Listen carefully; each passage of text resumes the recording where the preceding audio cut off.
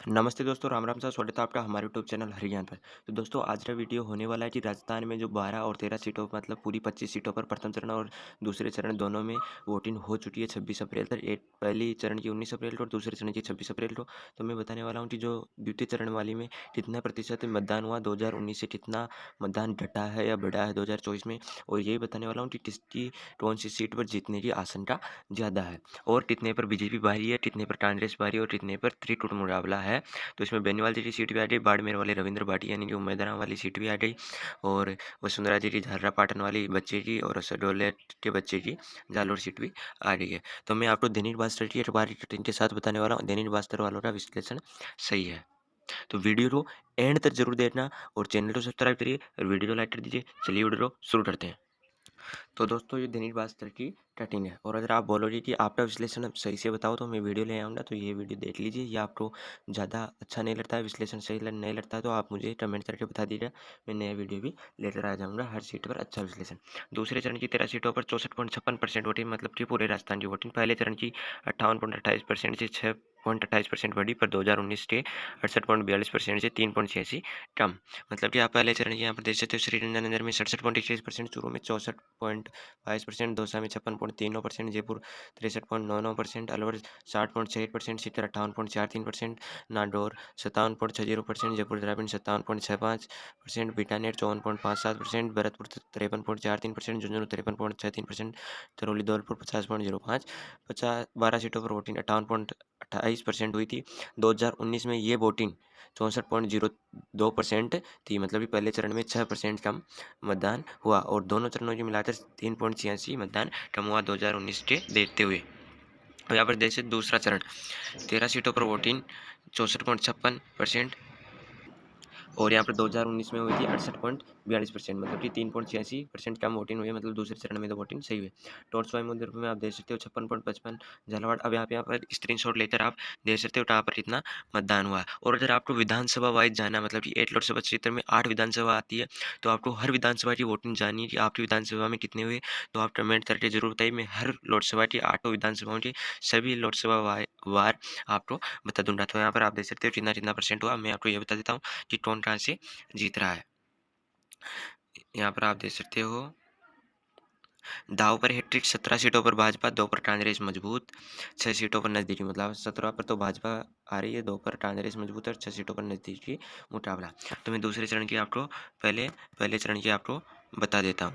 यहाँ पर आ सकते हो प्रथम चरण।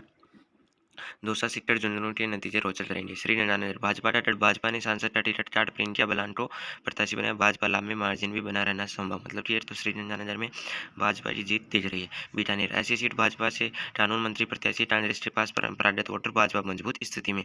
सीटर यहाँ भाजपा के मुकाबले वामपंथी प्रत्याशी भाजपा के साथ एंटी इनकम्बेंसी फैक्टर, यह दोनों पार्टियों में नजदीकी, मतलब सीटर में, मतलब कि देवेंद्र झाझड़िया जी बीजेपी से और कांग्रेस से राहुल टेस्वा, क्योंकि वो बीजेपी से निकल जा रहे हैं, तो उनको वोटों का फायदा मिलेगा। झुंझुनू में ब्रजेंद्र ओला के कारण कांग्रेस आगे। इस सीट पर 2009 तक ओला परिवार का कब्जा था, मतलब यहाँ पर कांग्रेस का डट माना जाता। कांग्रेस या भाजपा से कड़ी टक्कर में।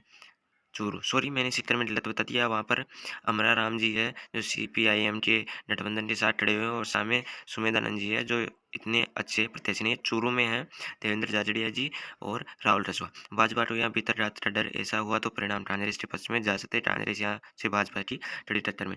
दूसरा विधानसभा जीते मुरारलाल कांग्रेस से प्रत्याशी, पायलट फैक्टर भी ऐसा डालेगा। यहाँ कांग्रेस की स्थिति मजबूत मानी जा रही थी। तो यहाँ पर कितने, एक तो सीकर में, झुंझुनू, चूरू और दौसा में कड़ी टक्कर है। भरतपुर जाट आरक्षण के चलते जाटों की वोटिंग कम हुई है, सवर्णों की वोटिंग भी कम है। भाजपा कांग्रेस में यह मामला 50-50, मतलब कि कड़ी टक्कर है।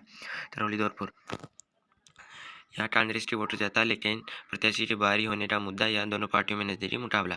जयपुर भारत का परंपरागत वोट बैंक इस सीट पर है। 2009 के बाद भाजपा जीतती आ रही, इस सीट पर भाजपा के यहाँ पर तो लगता है जो मधु शर्मा जी बीजेपी की, वो जीत जाएंगी। जयपुर ग्रामीण, कड़े टक्कर के बीच भाजपा कुछ क्षेत्रों में मजबूत, जोटवाड़ा क्षेत्र से फायदा, भाजपा की स्थिति मजबूत। यहाँ पर क्या है, 8 विधानसभा क्षेत्रों में से कांग्रेस बहुत कम पर है विधायक, इसलिए यहाँ पर दिख रहा है कि अनिल चोपड़ा के विरोधी जगह पर लगता है अनिल चोपड़ा भी टक्कर में है, वो भी जीत सकते हैं। अलवर बाहरी और स्थानीय का मुद्दा सबसे ज्यादा चर्चा में। भाजपा से केंद्रीय मंत्री मैदान में, कड़े टक्कर में भाजपा की। नागौर, यह सीट जातिगत समीकरण में उलझी है, वोटिंग स्विंग पर निर्भर रहेगा। यहाँ का परिणाम भाजपा कांग्रेस में बराबर की टक्कर है। यहाँ पर दैनिक भास्कर वालों ने टक्कर बताया, पर लगता है यहाँ से हनुमान बेनीवाल जी निकल जाएंगे। मैं आपको दूसरा चरण बाड़मेर टोटा सीट का रिजल्ट चोट आएगा, क्योंकि बाड़मेर का भी बताने वाला हूँ मैं। अजमेर डेरे दे रामचंद्र चौधरी कांग्रेस प्रत्याशी पशुपाल को साधा अन्य नहीं। वोटिंग कटने के बावजूद भाजपा आगे रह सकती है। आगे रहेगी नहीं, लगता अजमेर से भागीरथ जी चौधरी जो बीजेपी से प्रत्याशी है वो जीत जाएंगे, क्योंकि रामचंद्र जी चौधरी सिर्फ पशुपाल को साध सकते हैं। टोरसो में कम वोटों से हार जीत होती है, भाजपा जीतती रही। अब कांग्रेस मुकाबले में भाजपा कांग्रेस की दर्जने बड़ी टक्कर बराबरी की।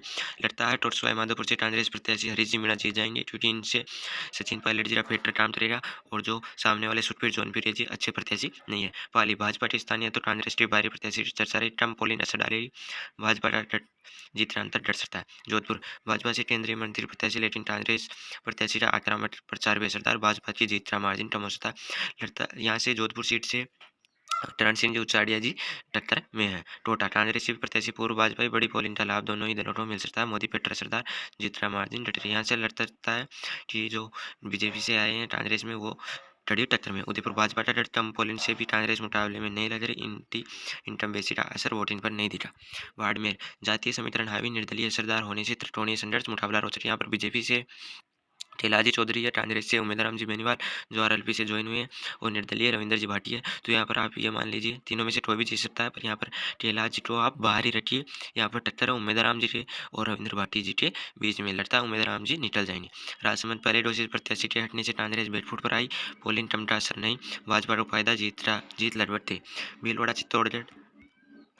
चित्तौड़गढ़ दोनों सीटों पर भाजपा ने जातियों के नेताओं से 1-2 मीटिंग कराई, आरएसएस का डर होने से भाजपा मजबूत। झालावाड़ बारह फिर पूर्व सीएम वसुंधरा राजे के इर्द गिर्द डूमा चुनाव, पोलिंग भी बराबर रही, भाजपा लाभ में मार्जिन भी बना रहा। लगता है यहाँ से तो वसुंधरा राजे का बच्चा लड़का जीत जाएगा। बांसवाड़ा सबसे ज्यादा आदिवासी, उनके मुद्दे चुनाव में हावी रहे, मतदान भी बराबर, वोट कंट्रोल पर भाजपा की जीत लड़ रही। बांसवाड़ा से जो कांग्रेस के मालवीय जी है वो ज्वाइन कर ली थी, इसलिए बीजेपी का पर्दा भारी लग रहा है। जालोर पूर्व से उनके पुत्र वैभव के माहौल बनाने का पूरा प्रयास, पर सीट भाजपा का भाजपा की लीड डटेगी, लेकिन जीत लड़ रही है। यहाँ पर लुम्बाराम चौधरी जी है वैभव डोलर के सामने, फिर भी लगता है मुख्यमंत्री के बेटे के सामने लुम्बाराम जी चौधरी जीत जाएंगे। तो मैंने यहाँ पर समीकरण बता दिया कहाँ पर कौन जीत रहा है, और अगर आपको अच्छा समीकरण चाहिए विश्लेषण तो आप कमेंट करके जरूर बताइए, और प्लीज चैनल को सब्सक्राइब करिए और वीडियो को लाइक कर दीजिए। धन्यवाद। जय हिंद, जय भारत।